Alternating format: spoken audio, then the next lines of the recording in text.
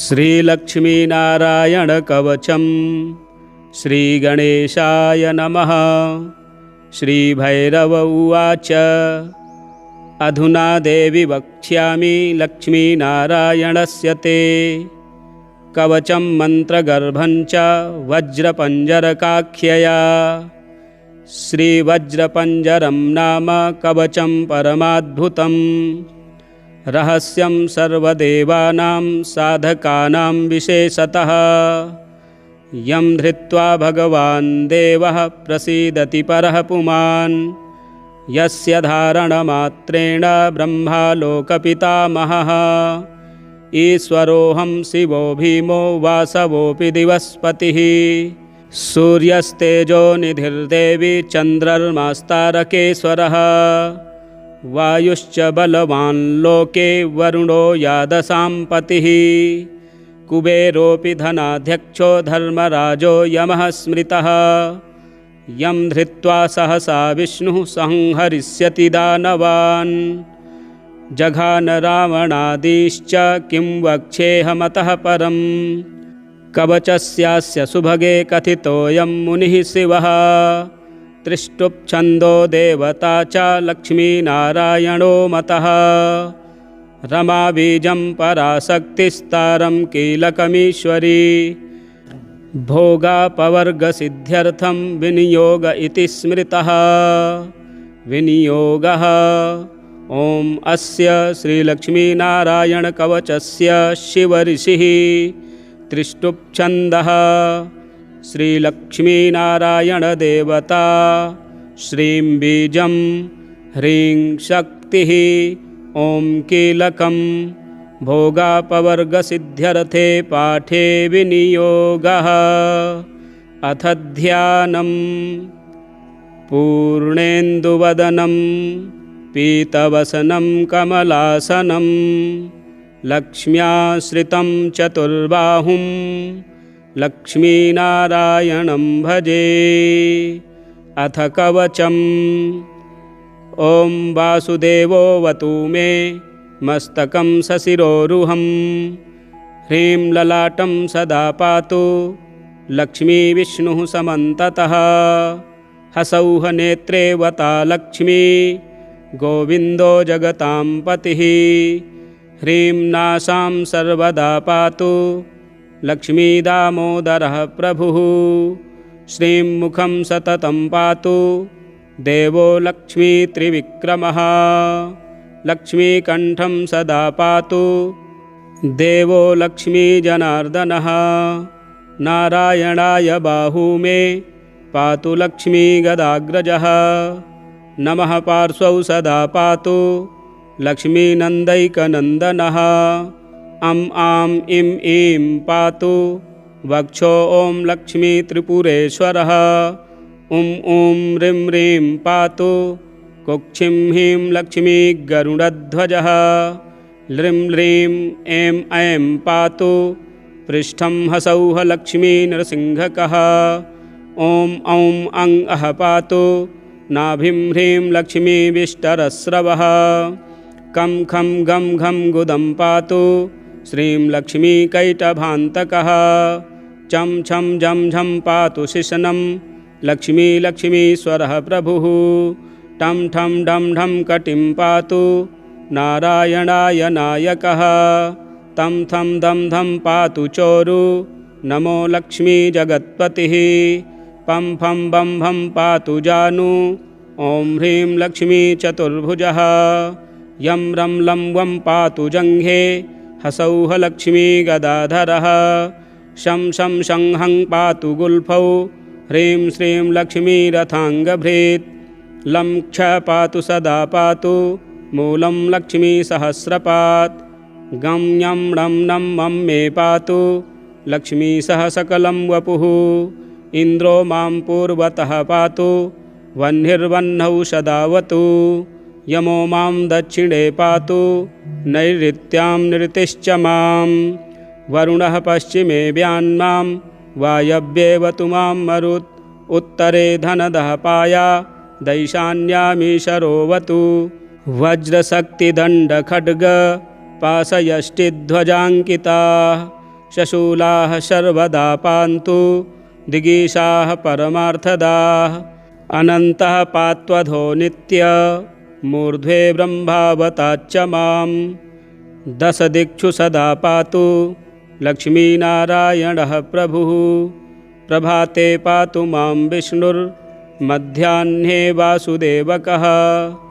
दामोदरोऽवतात् सायं निषादौ नरसिंहकः सङ्कर्षणो अर्धरात्रे व्यात् प्रभाते व्यात त्रिविक्रमः अनिरुद्धः सर्वकालं विश्वक्सेनश्च सर्वतः रणे राजकुले द्यूते विवादे शत्रुसङ्कटे ॐ ह्रीं ह्सौः ह्रीं श्रीं मूलं लक्ष्मीनारायणोऽवतु ॐ ॐ ॐ रणराजचौररिपुतः पायाच्च मां केशवः ह्रीं ह्रीं ह्रीं हः हसौः हस हसौः वह्नेर्वतान्माधवः ह्रीं ह्रीं ह्रीं जलपर्वताग्निभयतः पायादनन्तो विभुः श्रीं श्रीं श्रीं शशशाललं प्रतिदिनं लक्ष्मीधवः पातु माम् इतीदं कवचं दिव्यं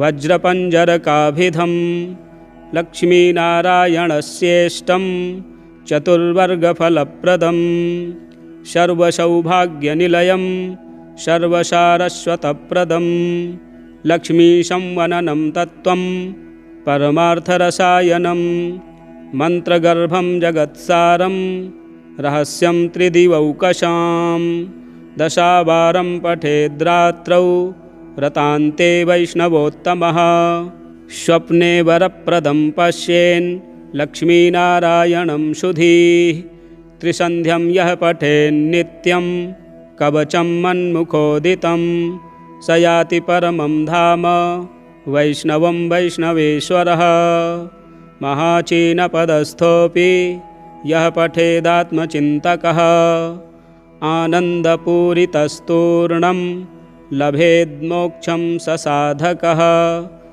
गन्धाष्टकेन विलिखेद् रवौ भूर्जे जपन्मनुं पीतसूत्रेण संवेष्ट्य सौवर्णेनाथ वेष्टयेत् धारयेद्गुटिकां मूर्ध्नि लक्ष्मीनारायणं स्मरन् रणे रिपुन् विजित्यासु कल्याणी गृहमाविशेत् वन्ध्या वा काकवन्ध्या वा मृतवत्सा च याङ्गना सा बाध्नीयान् कण्ठदेशे लभेत् पुत्रांश्चिरायुषः गुरुपदे सतो धृत्वा गुरुं ध्यात्वा मनुं जपन् वर्णलक्षपुरश्चर्या फलमाप्नोति साधकः बहुनोक्तेन किं देवी कवचस्यास्य पार्वती विनानेन न सिद्धिः स्यान् मन्त्रस्यास्य महेश्वरी सर्वागमरहस्याढ्यं तत्त्वात्तत्त्वं परात्परम् अभक्ताय न दातव्यं कुचैलाय दुरात्मने दीक्षिताय कुलीनाय स्वशिष्याय महात्मने महाचीनपदस्थाय दातव्यं कवचोत्तमं गुह्यं गोप्यं महादेवी लक्ष्मीनारायणप्रियं वज्रपञ्जरकं वर्म गोपनीयं स्वयोनिवत् गोपनीयं स्वयोनिवत् श्रीरुद्रयामले तन्त्रे श्रीदेवी रहस्ये लक्ष्मीनारायणकवचं सम्पूर्णम्। शुक्रवार के दिन प्रातःकाल लक्ष्मी नारायण कवच इस मंत्र का पाठ जो भी भक्त श्रवण करता है निश्चित ही उसके घर से दुख दारिद्र्य दूर होकर सुख शांति सौभाग्य की प्राप्ति होती है। आप पाठ को श्रवण करें। श्री सूक्तम ओम हिरण्यवर्णां हरिणीं सुवर्णरजतस्रजां चंद्रां हिरण्मयीं लक्ष्मीं जातवेदो मावह तां मावह जातवेदो लक्ष्मीमनपगामनीं यस्यां हिरण्यं विन्देयं गामस्वं पुरुषानहम् अश्वपूर्वां रथमध्यां हस्तिनादप्रबोधिनीं श्रियं देवीमुपह्वये श्रीर्मा देवी जुषताम् कांसोऽस्मितां हिरण्यप्राकारामार्द्रां ज्वलन्तीं तृप्तां तर्पयन्तीं पद्मे स्थितां पद्मवर्णां तामिहोपह्वये श्रियं चन्द्रां प्रभासां यशसा ज्वलन्तीं श्रियं लोके देवजुष्टामुदारां तां पद्मिनीमीं शरणमहं प्रपद्ये अलक्ष्मीर्मे नश्यतां त्वां ऋणे आदित्यवर्णे तपसोऽधिजातो वनस्पतिस्तव वृक्षोऽथ बिल्वः तस्य फलानि तपसा नुदन्तु मायान्तरायाश्च बाह्या अलक्ष्मीः उपैतु मां देवसखः कीर्तिश्च मणिनासः प्रादुर्भूतोऽस्मि राष्ट्रेऽस्मिन् कीर्तिमृद्धिं ददातु मे क्षुत्पिपाशामलां ज्येष्ठामलक्ष्मीं नाशयाम्यहम् अभूतिमसमृद्धिं च सर्वां निर्णुद मे गृहात् गन्धद्वारां दुराधर्षां नित्यपुष्टाङ्करीषिणीम् ईश्वरीं सर्वभूतानां तामिहोपह्वये श्रियं मनसः काममाकुतिं वाचः सत्यमसीमहि पशूनां रूपमन्नस्य मयि श्रीः श्रयतां यशः कर्दमेन प्रजाभूता मयि शम्भवकर्दम श्रियं वासय मे कुले मातरं पद्ममालिनीम्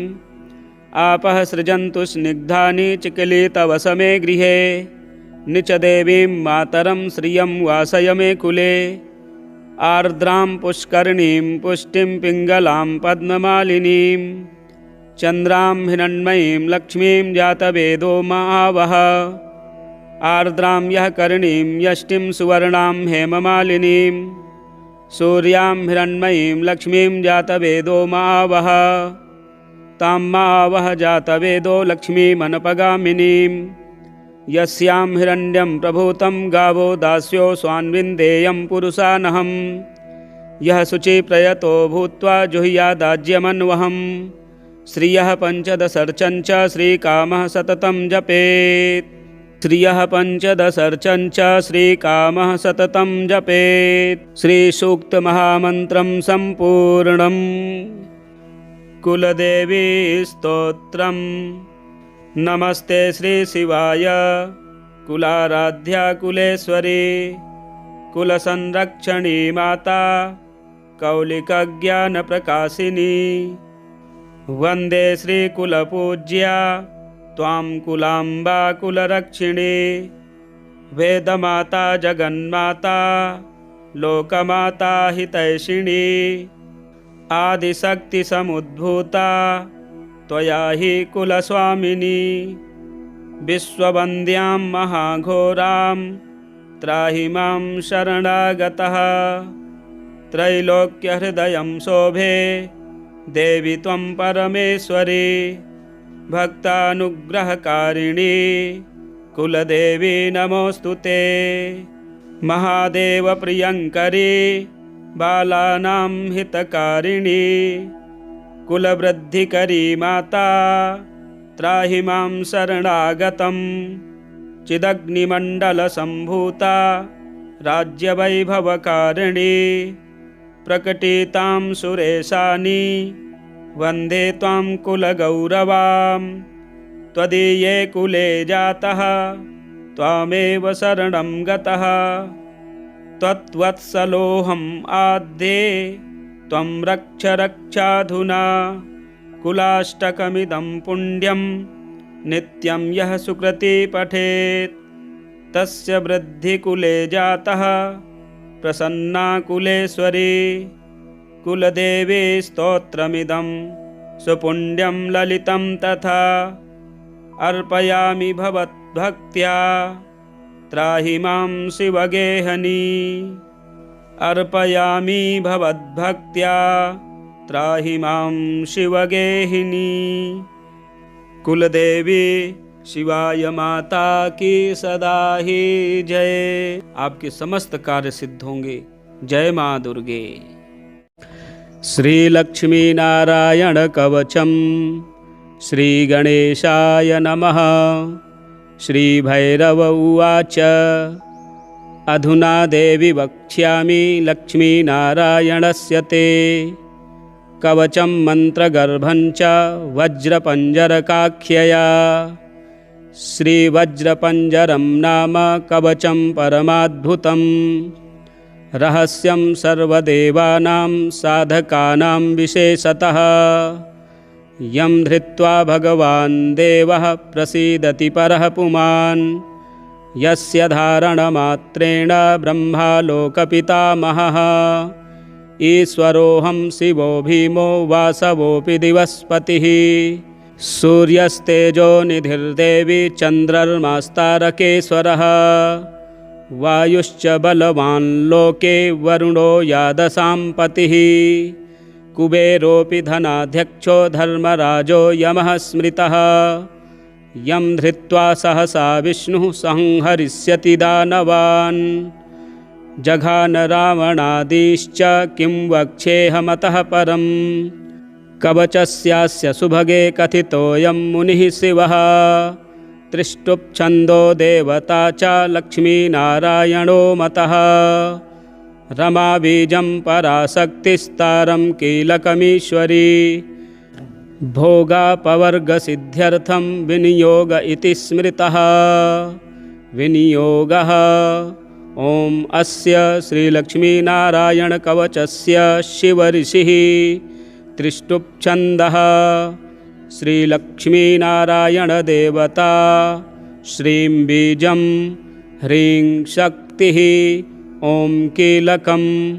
भोगापवर्गसिद्ध्यर्थे पाठे विनियोगः। अथ ध्यानम्। पूर्णेन्दुवदनं पीतवसनं कमलासनं, लक्ष्म्याश्रितं चतुर्बाहुं लक्ष्मीनारायणं भजे। अथ कवचम्। ॐ वासुदेवोऽवतु मे मस्तकं सशिरोरुहं, ह्रीं ललाटं सदा पातु लक्ष्मीविष्णुः समन्ततः। हसौः नेत्रे वता लक्ष्मी गोविन्दो जगतां पतिः, ह्रीं नासां सर्वदा पातु लक्ष्मीदामोदरः प्रभुः। श्रीं मुखं सततं पातु देवो लक्ष्मीत्रिविक्रमः, लक्ष्मीकण्ठं सदा पातु देवो लक्ष्मीजनार्दनः। नारायणाय बाहू मे पातु लक्ष्मीगदाग्रजः, नमः पार्श्वौ सदा पातु लक्ष्मीनन्दैकनन्दनः। आं इं ईं पातु वक्षो ॐ लक्ष्मीत्रिपुरेश्वरः।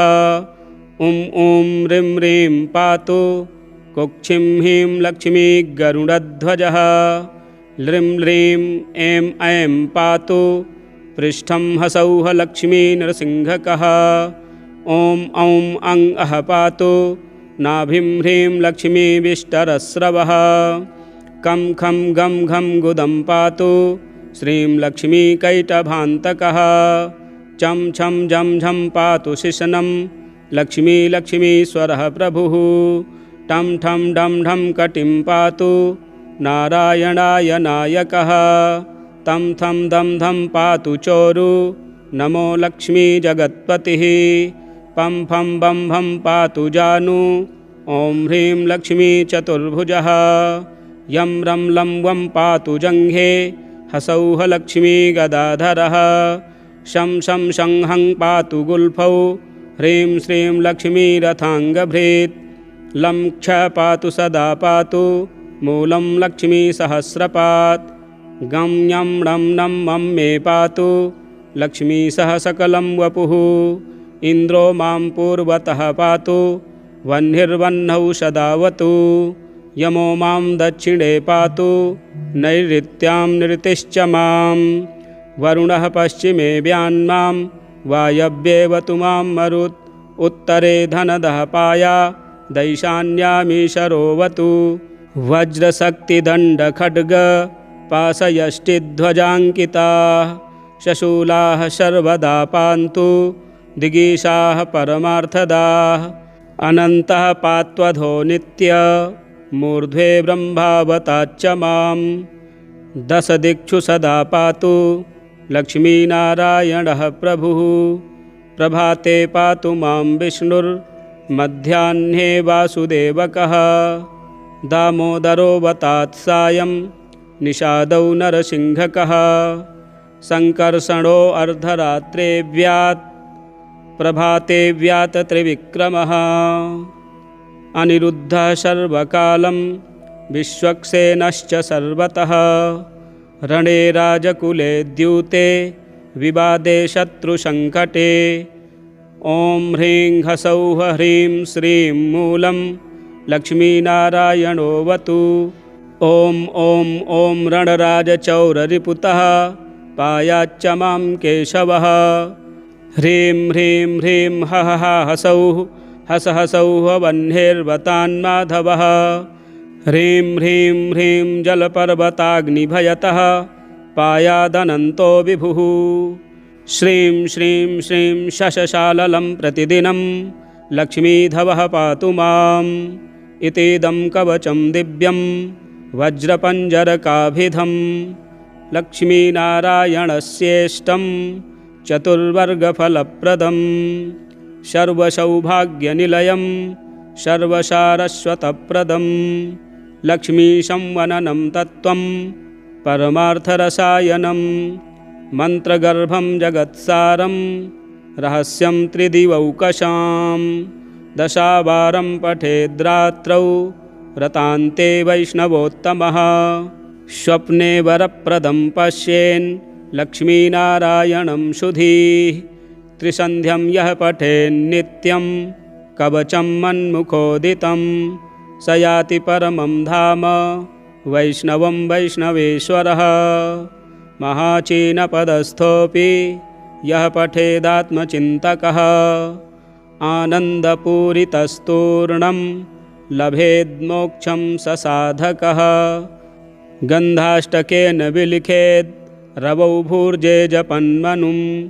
पीतसूत्रेण संवेष्ट्य सौवर्णेनाथ वेष्टयेत्। धारयेद्गुटिकां मूर्ध्नि लक्ष्मीनारायणं स्मरन्। रणे रिपुन् विजित्यासु कल्याणी गृहमाविशेत्। वन्ध्या वा काकवन्ध्या वा मृतवत्सा च याङ्गना। सा बाध्नीयान् कण्ठदेशे लभेत् पुत्रांश्चिरायुषः। गुरुपदे सतो धृत्वा गुरुं ध्यात्वा मनुं जपन्। वर्णलक्षपुरश्चर्या फलमाप्नोति साधकः।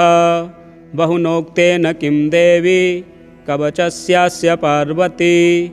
विनानेन न सिद्धिः स्यान् मन्त्रस्यास्य महेश्वरी। सर्वागमरहस्याढ्यं तत्त्वात्तत्त्वं परात्परम्। अभक्ताय न दातव्यं कुचैलाय दुरात्मने। दीक्षिताय कुलीनाय स्वशिष्याय महात्मने। महाचीनपदस्थाय दातव्यं कवचोत्तमं। गुह्यं गोप्यं महादेवी लक्ष्मीनारायणप्रियं। वज्रपञ्जरकं वर्म गोपनीयं स्वयोनिवत्। गोपनीयं स्वयोनिवत्। श्रीरुद्रयामले तन्त्रे श्रीदेवी रहस्ये लक्ष्मीनारायणकवचं सम्पूर्णम्। शुक्रवार के दिन प्रातःकाल लक्ष्मी नारायण कवच इस मंत्र का पाठ जो भी भक्त श्रवण करता है निश्चित ही उसके घर से दुख दारिद्र्य दूर होकर सुख शांति सौभाग्य की प्राप्ति होती है। आप पाठ को श्रवण करें। श्री सूक्तम। ओम हिरण्यवर्णां हरिणीं सुवर्णरजतस्रजां चन्द्रां हिरण्मयीं लक्ष्मीं जातवेदो मावह। तां मावह जातवेदो लक्ष्मीमनपगामिनीं। यस्यां हिरण्यं विन्देयं गामस्वं पुरुषानहम्। अश्वपूर्वां रथमध्यां हस्तिनादप्रबोधिनीं। श्रियं देवीमुपह्वये श्रीर्मा देवी जुषताम्। कांसोस्मितां हिरण्यप्राकारामार्द्रां ज्वलन्तीं तृप्तां तर्पयन्तीं। पद्मे स्थितां पद्मवर्णां तामिहोपहवये श्रियं चन्द्रां प्रभासां यशसा ज्वलन्तीं श्रियं लोके देवजुष्टामुदारां तां पद्मिनीमीं शरणमहं प्रपद्ये अलक्ष्मीर्मे नश्यतां त्वां ऋणे आदित्यवर्णे तपसोऽधिजातो वनस्पतिस्तव वृक्षोऽथ बिल्वः तस्य फलानि तपसा नुदन्तु मायान्तरायाश्च बाह्या अलक्ष्मीः उपैतु मां देवसखः कीर्तिश्च मणिनासः प्रादुर्भूतोऽस्मि राष्ट्रेऽस्मिन् कीर्तिमृद्धिं ददातु मे क्षुत्पिपाशामलां ज्येष्ठामलक्ष्मीं नाशयाम्यहम् अभूतिमसमृद्धिं च सर्वां निर्णुद मे गृहात् गन्धद्वारां दुराधर्षां नित्यपुष्टाङ्करीषिणीम् ईश्वरीं सर्वभूतानां तामिहोपहवये श्रियं मनसः काममाकुतिं वाचः सत्यमसीमहि पशूनां रूपमन्नस्य मयि श्रीः श्रयतां यशः कर्दमेन प्रजाभूता मयि शम्भव कर्दम श्रियं वासय मे कुले मातरं पद्ममालिनीम् आपः सृजन्तु स्निग्धानि चिकिलितवस मे गृहे निचदेवीं मातरं श्रियं वासय मे कुले आर्द्रां पुष्करणीं पुष्टिं पिङ्गलां पद्ममालिनीं चन्द्रां हिरण्मयीं लक्ष्मीं जातवेदो मावः आर्द्रां यः करणीं यष्टिं सुवर्णां हेममालिनीं सूर्यां हिरण्मयीं लक्ष्मीं जातवेदो मावः तां मावः जातवेदो लक्ष्मीमनपगामिनीं यस्यां हिरण्यं प्रभूतं गावो दास्यो स्वान्विन्देयं पुरुषानहं यः शुचिप्रयतो भूत्वा जुह्यादाज्यमन्वहं श्रियः पञ्चदशर्चं च श्रीकामः सततं जपेत् श्रियः पञ्चदशर्चं च श्रीकामः सततं जपेत् श्रीसूक्तमहामन्त्रं सम्पूर्णम् कुलदेवी स्तोत्रम् नमस्ते श्रीशिवाय कुलाराध्या कुलेश्वरी कुलसंरक्षणी माता कौलिकज्ञानप्रकाशिनी वन्दे श्रीकुलपूज्या त्वां कुलाम्बा कुलरक्षिणी वेदमाता जगन्माता लोकमाता हितैषिणी आदिशक्तिसमुद्भूता त्वया हि कुलस्वामिनी विश्ववन्द्यां महाघोरां त्राहि मां शरणागतः त्रैलोक्यहृदयं शोभे देवि त्वं परमेश्वरी भक्तानुग्रहकारिणी कुलदेवी नमोऽस्तु ते महादेवप्रियङ्करी बालानां हितकारिणी कुलवृद्धिकरी माता त्राहि मां शरणागतं चिदग्निमण्डलसम्भूता राज्यवैभवकारिणी प्रकटितां सुरेशानि वन्दे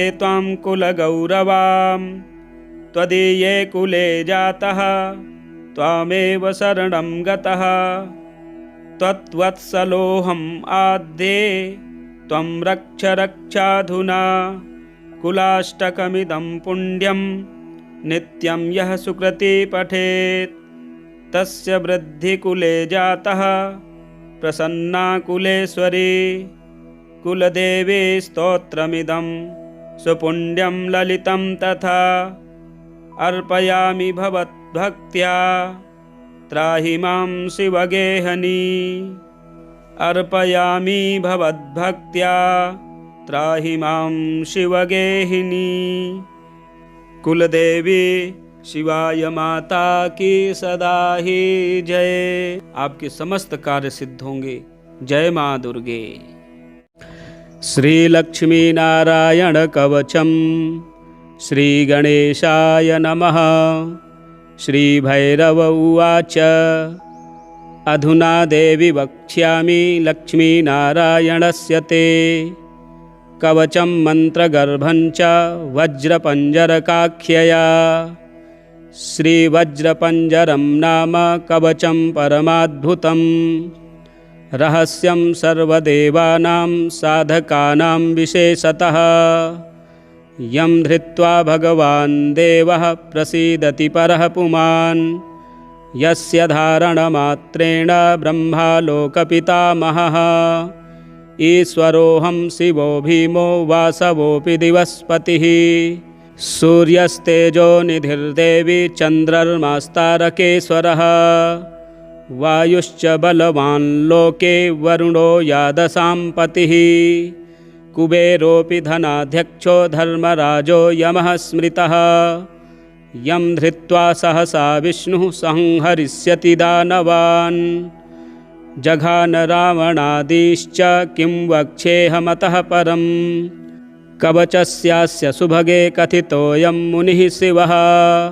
त्रिष्टुप्छन्दो देवता च लक्ष्मीनारायणो मतः रमा बीजं पराशक्तिस्तारं कीलकमीश्वरी भोगापवर्गसिद्ध्यर्थं विनियोग इति स्मृतः विनियोगः ॐ अस्य श्रीलक्ष्मीनारायणकवचस्य शिवऋषिः त्रिष्टुप्छन्दः श्रीलक्ष्मीनारायणदेवता श्रीं बीजं ह्रीं शक्तिः ॐ कीलकं भोगापवर्गसिद्ध्यर्थे पाठे विनियोगः अथ ध्यानं पूर्णेन्दुवदनं पीतवसनं कमलासनं लक्ष्म्याश्रितं चतुर्बाहुं लक्ष्मीनारायणं भजे अथ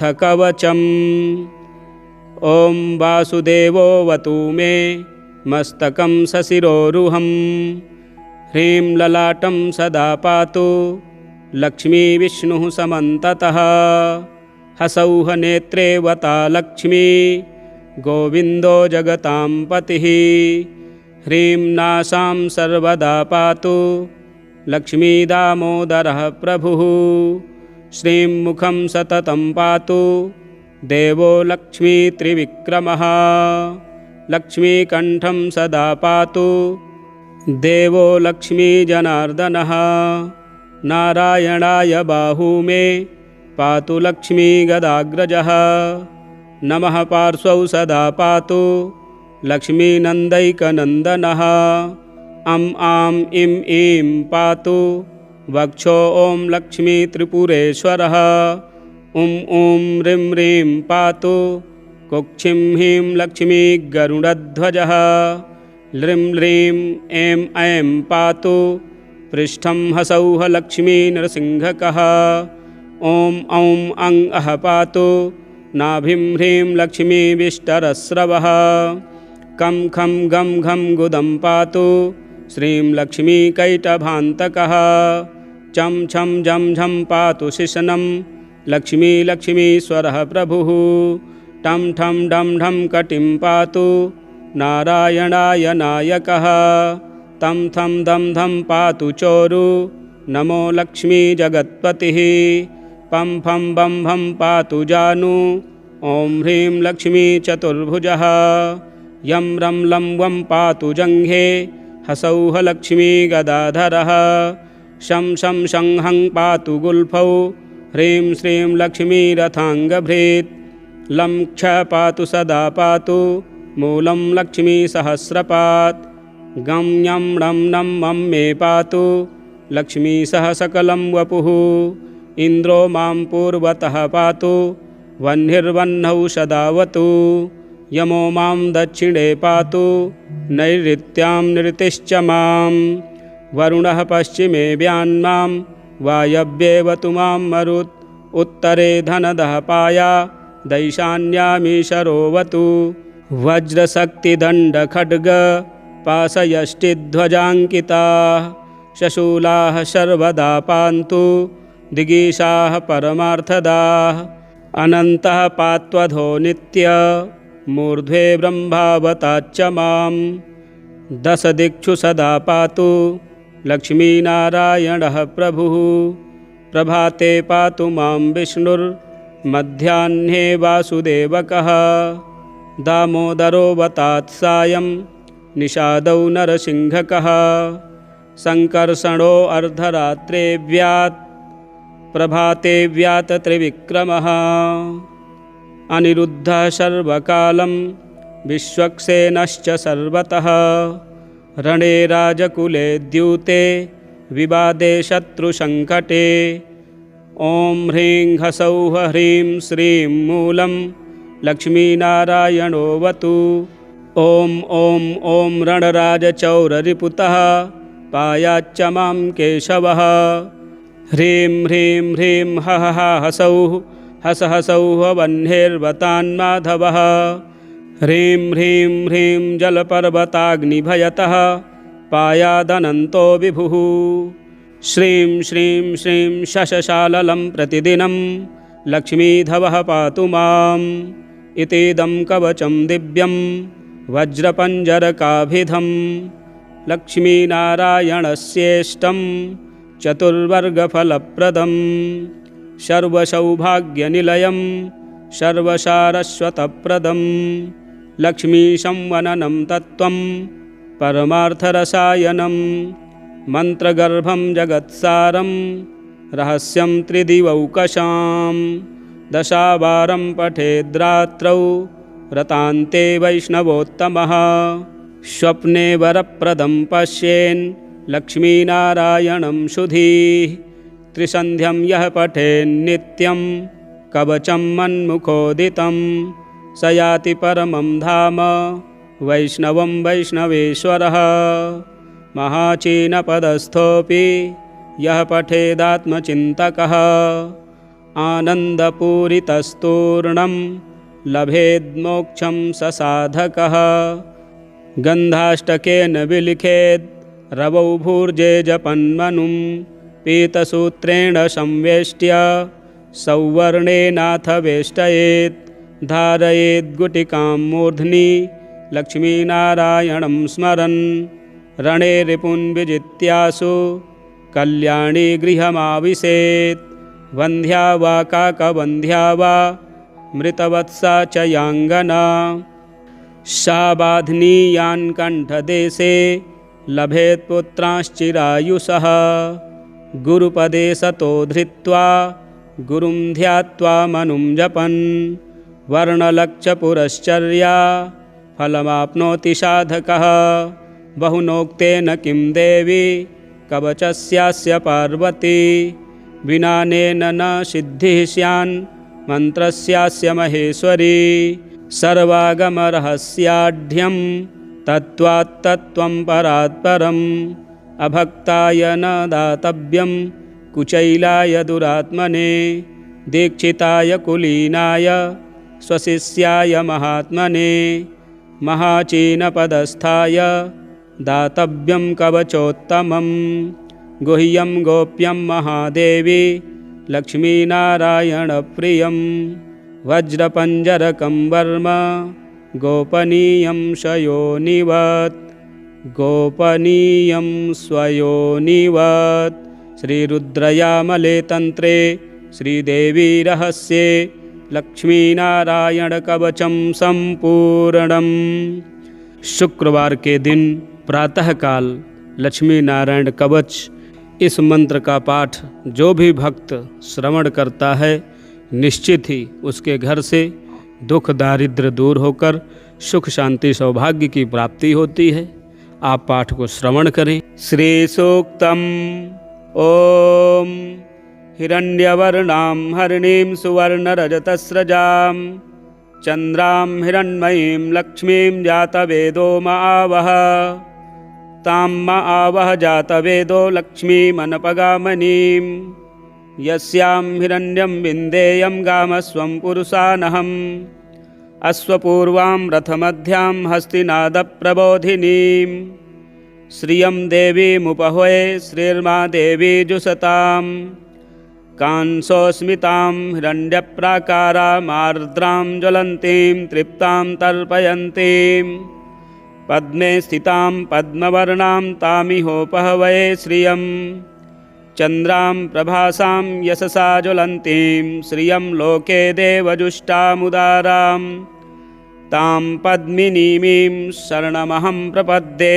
अलक्ष्मीर्मे नश्यतां त्वां ऋणे आदित्यवर्णे तपसोऽधिजातो वनस्पतिस्तव वृक्षोऽथ बिल्वः तस्य फलानि तपसा नुदन्तु मायान्तरायाश्च बाह्या अलक्ष्मीः उपैतु मां देवसखः कीर्तिश्च मणिनासः प्रादुर्भूतोऽस्मि राष्ट्रेऽस्मिन् कीर्तिमृद्धिं ददातु मे क्षुत्पिपाशामलां ज्येष्ठामलक्ष्मीं नाशयाम्यहम् अभूतिमसमृद्धिं च सर्वां निर्णुद मे गृहात् गन्धद्वारां दुराधर्षां नित्यपुष्टाङ्करीषिणीम् ईश्वरीं सर्वभूतानां तामिहोपहवये श्रियं मनसः काममाकुतिं वाचः सत्यमसीमहि पशूनां रूपमन्नस्य मयि श्रीः श्रयतां यशः कर्दमेन प्रजाभूता मयि शम्भवकर्दम श्रियं वासय मे कुले मातरं पद्ममालिनीम् आपः सृजन्तु स्निग्धानि चिकिलितवस मे गृहे निचदेवीं मातरं श्रियं वासय मे कुले आर्द्रां पुष्करिणीं पुष्टिं पिङ्गलां पद्ममालिनीं चन्द्रां हिरण्मयीं लक्ष्मीं जातवेदो मावः आर्द्रां यः करिणीं यष्टिं सुवर्णां हेममालिनीं सूर्यां हिरण्मयीं लक्ष्मीं जातवेदो मावः तां मावः जातवेदो लक्ष्मीमनपगामिनीं यस्यां हिरण्यं प्रभूतं गावो दास्यो स्वान्विन्देयं पुरुषानहं यः शुचिप्रयतो भूत्वा जुह्यादाज्यमन्वहं श्रियः पञ्चदशर्चं च श्रीकामः सततं जपेत् श्रियः पञ्चदशर्चं च श्रीकामः सततं जपेत् श्रीसूक्तमहामन्त्रं सम्पूर्णम् कुलदेवी स्तोत्रम् नमस्ते श्रीशिवाय कुलाराध्या कुलेश्वरी कुलसंरक्षणी माता कौलिकज्ञानप्रकाशिनी वन्दे श्रीकुलपूज्या त्वां कुलाम्बा कुलरक्षिणी वेदमाता जगन्माता लोकमाता हितैषिणी आदिशक्तिसमुद्भूता त्वया हि कुलस्वामिनी विश्ववन्द्यां महाघोरां त्राहि मां शरणागतः त्रैलोक्यहृदयं शोभे देवि त्वं परमेश्वरी भक्तानुग्रहकारिणी कुलदेवी नमोऽस्तु ते महादेवप्रियङ्करी बालानां हितकारिणी कुलवृद्धिकरी माता त्राहि मां शरणागतं चिदग्निमण्डलसम्भूता राज्यवैभवकारिणी प्रकटितां सुरेशानि वन्दे त्वां कुलगौरवां त्वदीये कुले जातः त्वामेव शरणं गतः त्वत्वत्सलोऽहम् आद्ये त्वं रक्ष रक्षाधुना कुलाष्टकमिदं पुण्यं नित्यं यः सुकृती पठेत् तस्य वृद्धिकुले जातः प्रसन्ना कुलेश्वरी कुलदेवी स्तोत्रमिदं सुपुण्यं ललितं तथा अर्पयामि भवद्भक्त्या त्राहि मां शिवगेहनी अर्पयामि भवद्भक्त्या त्राहि मां शिवगेहिनी। कुलदेवी शिवाय माता की सदा ही जय। आपके समस्त कार्य सिद्ध होंगे। जय माँ दुर्गे। श्री लक्ष्मी नारायण कवचम श्री गणेशाय नमः। श्री भैरव उवाच अधुना देवी वक्ष्यामि लक्ष्मीनारायणस्य ते कवचं मन्त्रगर्भं च वज्रपञ्जरकाख्यया। श्रीवज्रपञ्जरं नाम कवचं परमाद्भुतं रहस्यं सर्वदेवानां साधकानां विशेषतः यं धृत्वा भगवान् देवः प्रसीदति परः पुमान् यस्य धारणमात्रेण ब्रह्मालोकपितामहः ईश्वरोऽहं शिवो भीमो वासवोऽपि दिवस्पतिः सूर्यस्तेजो निधिर्देवी चन्द्रर्मास्तारकेश्वरः वायुश्च बलवान् लोके वरुणो यादसां पतिः कुबेरोऽपि धनाध्यक्षो धर्मराजो यमः स्मृतः यं धृत्वा सहसा विष्णुः संहरिष्यति दानवान् जघान रावणादिश्च किं वक्ष्येऽहमतः परम् कवचस्यास्य सुभगे कथितोऽयं मुनिः शिवः त्रिष्टुप्छन्दो देवता च लक्ष्मीनारायणो मतः रमा बीजं पराशक्तिस्तारं कीलकमीश्वरी भोगापवर्गसिद्ध्यर्थं विनियोग इति स्मृतः विनियोगः ॐ अस्य श्रीलक्ष्मीनारायणकवचस्य शिवऋषिः त्रिष्टुप्छन्दः श्रीलक्ष्मीनारायणदेवता श्रीं बीजं ह्रीं शक्तिः ॐ कीलकं भोगापवर्गसिद्ध्यर्थे पाठे विनियोगः अथ ध्यानं पूर्णेन्दुवदनं पीतवसनं कमलासनं लक्ष्म्याश्रितं चतुर्बाहुं लक्ष्मीनारायणं भजे अथ कवचम्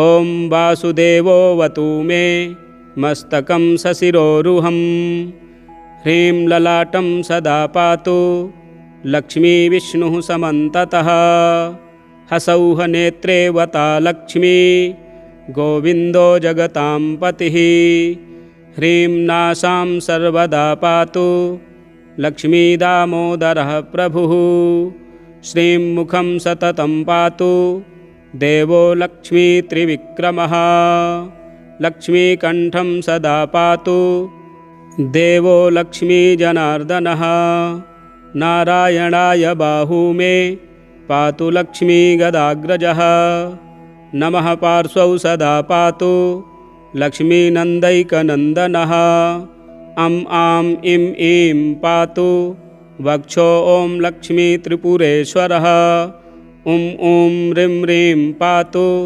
कुक्षिं ह्रीं लक्ष्मी गरुडध्वजः ह्रीं ह्रीं ऐं ऐं पातु पृष्ठं हसौः लक्ष्मी नृसिंहकः ॐ औं अं अः पातु नाभिं ह्रीं लक्ष्मी विष्टरस्रवः कं खं गं घं गुदं पातु श्रीं लक्ष्मी कैटभान्तकः चं छं झं झं पातु शिशनं लक्ष्मी लक्ष्मीश्वरः प्रभुः टं ठं डं ढं कटिं पातु नारायणाय नायकः तं थं दं धं पातु चोरु नमो लक्ष्मी जगत्पतिः पं फं बं भं पातु जानु ॐ ह्रीं लक्ष्मी चतुर्भुजः यं रं लं वं पातु जङ्घे हसौः लक्ष्मी गदाधरः शं शं शं हं पातु गुल्फौ ह्रीं श्रीं लक्ष्मी रथाङ्गभृत् लं क्ष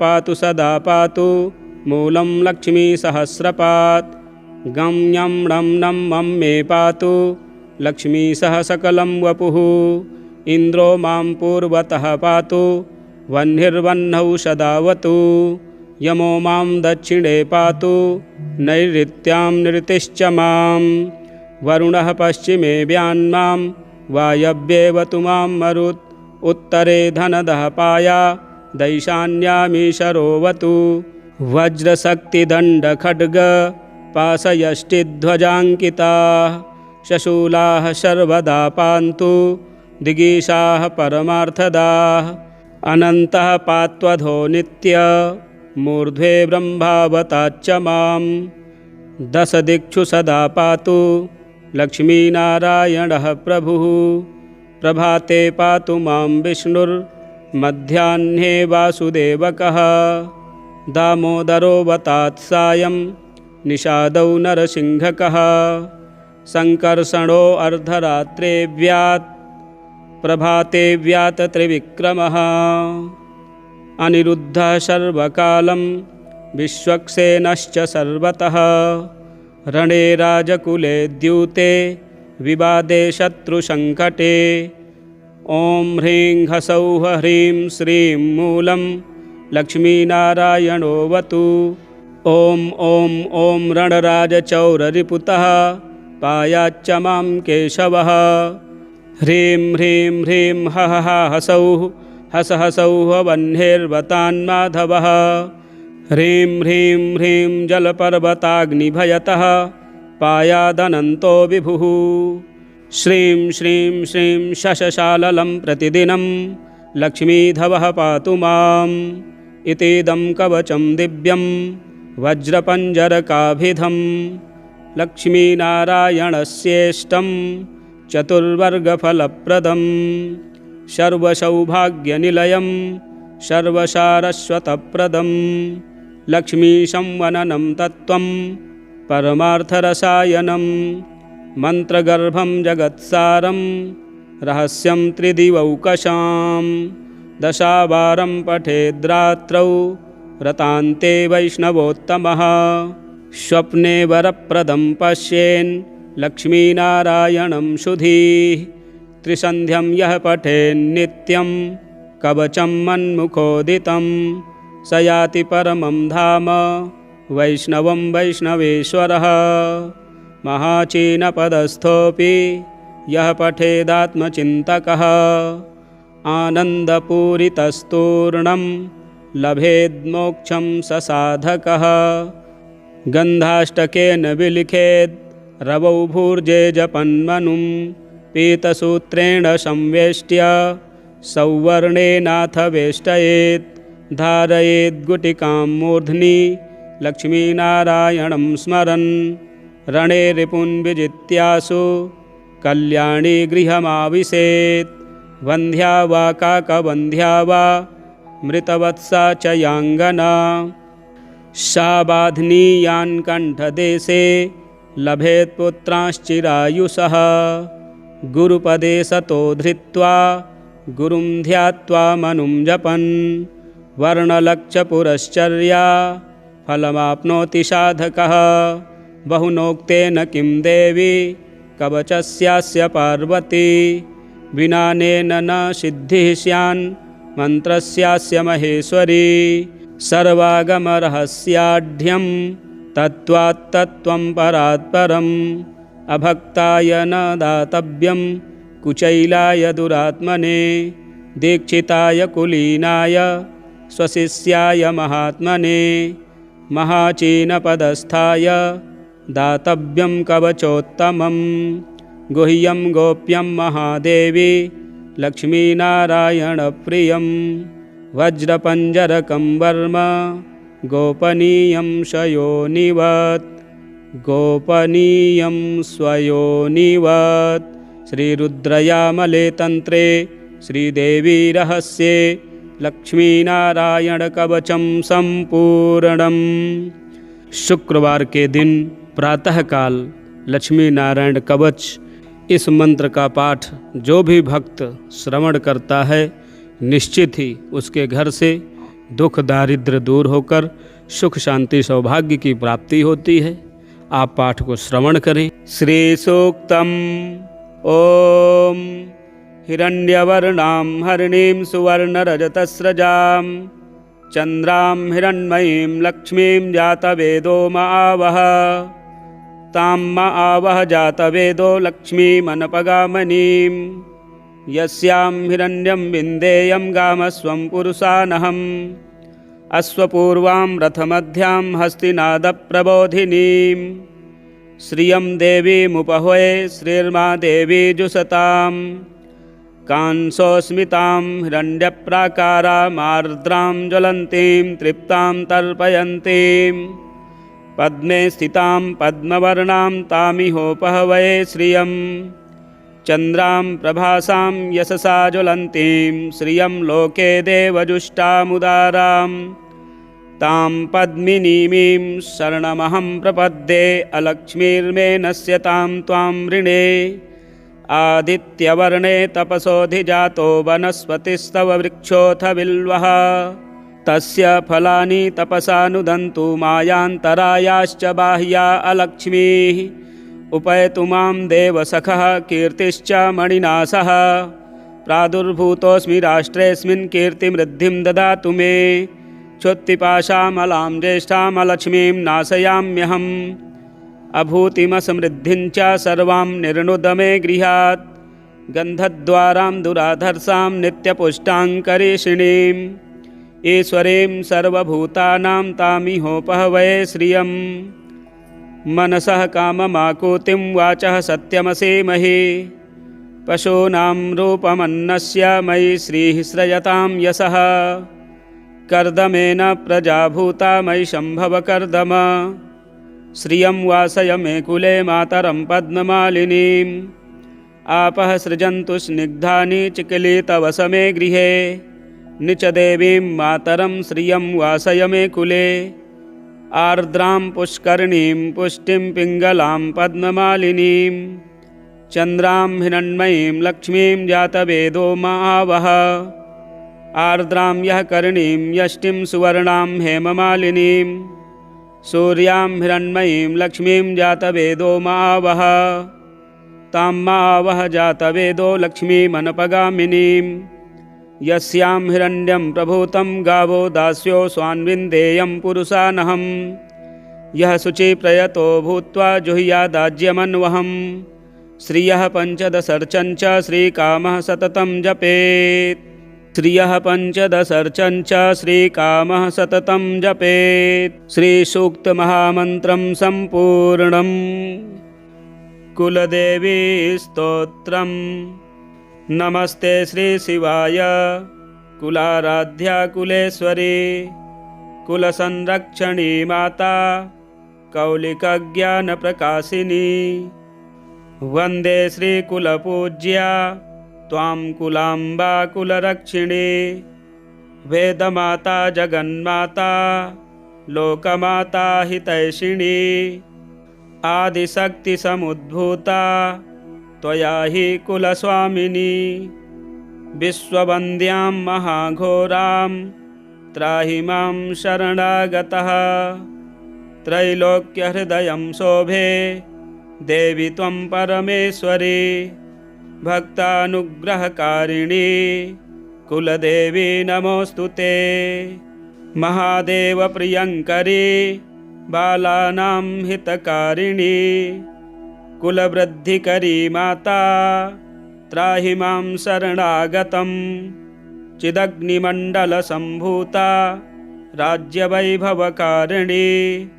प्रकटितां सुरेशानि वन्दे त्वां कुलगौरवां त्वदीये कुले जातः त्वामेव शरणं गतः त्वत्वत्सलोऽहम् आद्ये त्वं रक्ष रक्षाधुना कुलाष्टकमिदं पुण्यं नित्यं यः सुकृती पठेत् तस्य वृद्धिकुले जातः प्रसन्ना कुलेश्वरी कुलदेवी स्तोत्रमिदं सुपुण्यं ललितं तथा अर्पयामि भवद्भक्त्या त्राहि मां शिवगेहनी अर्पयामि भवद्भक्त्या त्राहि मां शिवगेहिनी। कुलदेवी शिवाय माता की सदा ही जय। आपके समस्त कार्य सिद्ध होंगे। जय माँ दुर्गे। श्री लक्ष्मी नारायण कवचम श्री गणेशाय नमः। श्री भैरव उवाच अधुना देवी वक्ष्यामि लक्ष्मीनारायणस्य ते कवचं मन्त्रगर्भं च वज्रपञ्जरकाख्यया।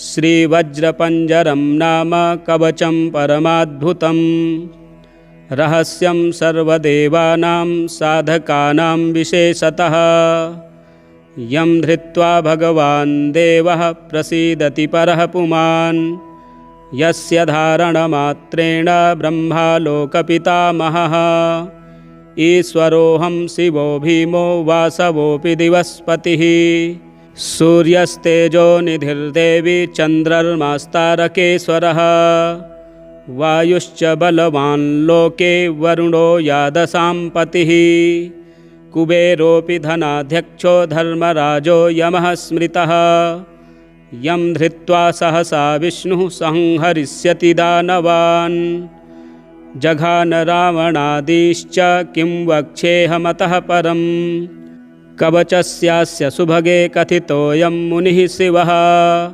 त्रिष्टुप्छन्दो देवता च लक्ष्मीनारायणो मतः रमा बीजं पराशक्तिस्तारं कीलकमीश्वरी भोगापवर्गसिद्ध्यर्थं विनियोग इति स्मृतः विनियोगः। ॐ अस्य श्रीलक्ष्मीनारायणकवचस्य शिवऋषिः त्रिष्टुप्छन्दः श्रीलक्ष्मीनारायणदेवता श्रीं बीजं ह्रीं शक्तिः ॐ कीलकं भोगापवर्गसिद्ध्यर्थे पाठे विनियोगः। अथ ध्यानम् पूर्णेन्दुवदनं पीतवसनं कमलासनं लक्ष्म्याश्रितं चतुर्बाहुं लक्ष्मीनारायणं भजे। अथ कवचम् ॐ वासुदेवोऽवतु मे मस्तकं सशिरोरुहं ह्रीं ललाटं सदा पातु लक्ष्मीविष्णुः समन्ततः हसौः नेत्रे वता लक्ष्मी गोविन्दो जगतां पतिः ह्रीं नासां सर्वदा पातु लक्ष्मीदामोदरः प्रभुः श्रीं मुखं सततं पातु देवो लक्ष्मीत्रिविक्रमः लक्ष्मीकण्ठं सदा पातु देवो लक्ष्मीजनार्दनः नारायणाय बाहू मे पातु लक्ष्मीगदाग्रजः नमः पार्श्वौ सदा पातु लक्ष्मीनन्दैकनन्दनः अं आं इं ईं पातु वक्षो ॐ लक्ष्मीत्रिपुरेश्वरः ॐ ह्रीं ह्रीं पातु कुक्षिं ह्रीं लक्ष्मीगरुडध्वजः ह्रीं ह्रीं ऐं ऐं पातु पृष्ठं हसौः लक्ष्मीनृसिंहकः ॐ औं अं अः पातु नाभिं ह्रीं लक्ष्मीविष्टरस्रवः कं खं गं घं गुदं पातु श्रीं लक्ष्मीकैटभान्तकः चं छं झं झं पातु शिशनं लक्ष्मीश्वरः प्रभुः टं ठं डं ढं कटिं पातु नारायणाय नायकः तं थं दं धं पातु चोरु नमो लक्ष्मीजगत्पतिः पं फं बं भं पातु जानु ॐ ह्रीं लक्ष्मीचतुर्भुजः यं रं लं वं पातु जङ्घे हसौः लक्ष्मीगदाधरः शं शं शं हं पातु गुल्फौ ह्रीं श्रीं लक्ष्मीरथाङ्गभृत् लं क्ष पातु सदा पातु मूलं लक्ष्मीसहस्रपात् गं यं णं नं मं मे पातु लक्ष्मीसह सकलं वपुः इन्द्रो मां पूर्वतः पातु वह्निर्वह्नौ सदावतु यमो मां दक्षिणे पातु नैऋत्यां निरतिश्च मां वरुणः पश्चिमे व्यान्मां वायव्येवतु मां मरुत् उत्तरे धनदः पाया दैशान्यामीशरोवतु वज्रशक्तिदण्डखड्ग पाशयष्टिध्वजाङ्किताः शशूलाः सर्वदा पान्तु दिगीशाः परमार्थदाः अनन्तः पात्वधो नित्य मूर्ध्वे ब्रह्मावताच्च मां दशदिक्षु सदा पातु लक्ष्मीनारायणः प्रभुः प्रभाते पातु मां विष्णुर्मध्याह्ने वासुदेवकः दामोदरो वतात् सायं निषादौ नरसिंहकः सङ्कर्षणो अर्धरात्रेव्यात् प्रभाते व्यात त्रिविक्रमः अनिरुद्धः सर्वकालं विश्वक्सेनश्च सर्वतः रणे राजकुले द्यूते विवादे शत्रुसङ्कटे ॐ ह्रीं ह्सौः ह्रीं श्रीं मूलं लक्ष्मीनारायणोऽवतु। ॐ ॐ ॐ रणराजचौररिपुतः पायाच्च मां केशवः। ह्रीं ह्रीं ह्रीं हः हसौः हस हसौः वह्निर्वतान्माधवः। ह्रीं ह्रीं ह्रीं जलपर्वताग्निभयतः पायादनन्तो विभुः।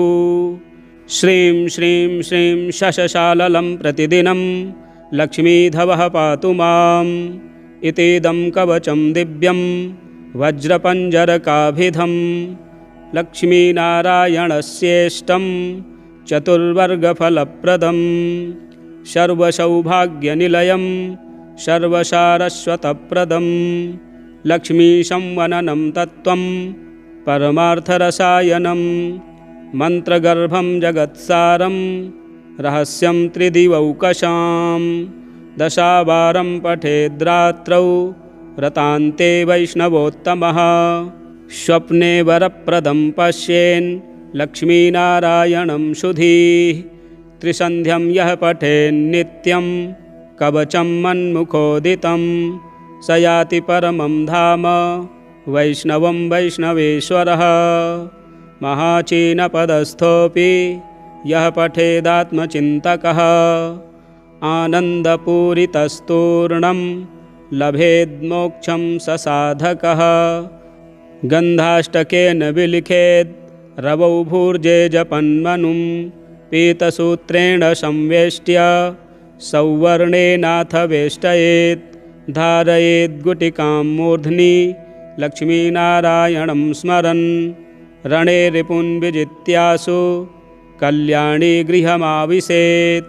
वन्ध्या वा काकवन्ध्या वा मृतवत्सा च याङ्गना सा बाध्नीयान् कण्ठदेशे लभेत् पुत्रांश्चिरायुषः। गुरुपदे सतो धृत्वा गुरुं ध्यात्वा मनुं जपन् वर्णलक्षपुरश्चर्या फलमाप्नोति साधकः। बहुनोक्तेन किं देवी कवचस्यास्य पार्वती विनानेन न सिद्धिः स्यान् मन्त्रस्यास्य महेश्वरी। सर्वागमरहस्याढ्यं तत्त्वात्तत्त्वं परात्परम् अभक्ताय न दातव्यं कुचैलाय दुरात्मने दीक्षिताय कुलीनाय स्वशिष्याय महात्मने महाचीनपदस्थाय दातव्यं कवचोत्तमं गुह्यं गोप्यं महादेवी लक्ष्मीनारायणप्रियं वज्रपञ्जरकं वर्म गोपनीयं स्वयोनिवत् गोपनीयं स्वयोनिवत्। श्रीरुद्रयामले तंत्रे श्रीदेवी रहस्ये लक्ष्मीनारायणकवचं संपूर्णम्। शुक्रवार के दिन प्रातःकाल लक्ष्मी नारायण कवच इस मंत्र का पाठ जो भी भक्त श्रवण करता है निश्चित ही उसके घर से दुख दारिद्र्य दूर होकर सुख शांति सौभाग्य की प्राप्ति होती है। आप पाठ को श्रवण करें। श्री सूक्तम ओम हिरण्यवर्णां हरिणीं सुवर्णरजतस्रजां चंद्रां हिरण्मयीं लक्ष्मीं जातवेदो मावह तां मावह जातवेदो लक्ष्मीमनपगामनीं यस्यां हिरण्यं विन्देयं गामस्वं पुरुषानहम् अश्वपूर्वां रथमध्यां हस्तिनादप्रबोधिनीं श्रियं देवीमुपह्वये श्रीर्मा देवी जुषताम् कांसोस्मितां हिरण्यप्राकारामार्द्रां ज्वलन्तीं तृप्तां तर्पयन्तीं पद्मे स्थितां पद्मवर्णां तामिहोपहवये श्रियं चन्द्रां प्रभासां यशसा ज्वलन्तीं श्रियं लोके देवजुष्टामुदारां तां पद्मिनीमीं शरणमहं प्रपद्ये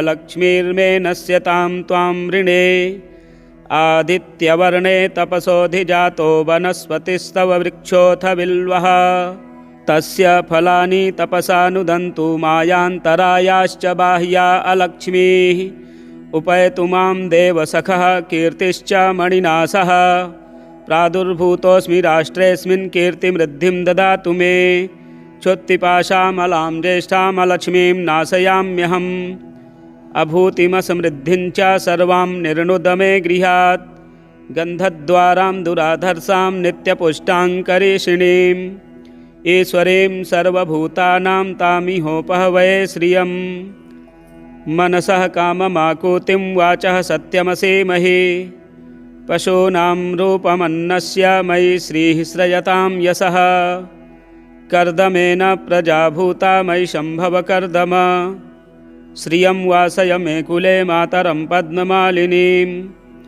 आपः सृजन्तु स्निग्धानि चिकिलितवस मे गृहे निचदेवीं मातरं श्रियं वासय मे कुले आर्द्रां पुष्करणीं पुष्टिं पिङ्गलां पद्ममालिनीं चन्द्रां हिरण्मयीं लक्ष्मीं जातवेदो मावः आर्द्रां यः करणीं यष्टिं सुवर्णां हेममालिनीं सूर्यां हिरण्मयीं लक्ष्मीं जातवेदो मावः तां मावः जातवेदो लक्ष्मीमनपगामिनीं यस्यां हिरण्यं प्रभूतं गावो दास्यो स्वान्विन्देयं पुरुषानहं यः शुचिप्रयतो भूत्वा जुह्यादाज्यमन्वहम् श्रियः पञ्चदशर्चं च श्रीकामः सततं जपेत् श्रियः पञ्चदशर्चं च श्रीकामः सततं जपेत् श्रीसूक्तमहामन्त्रं सम्पूर्णम् कुलदेवी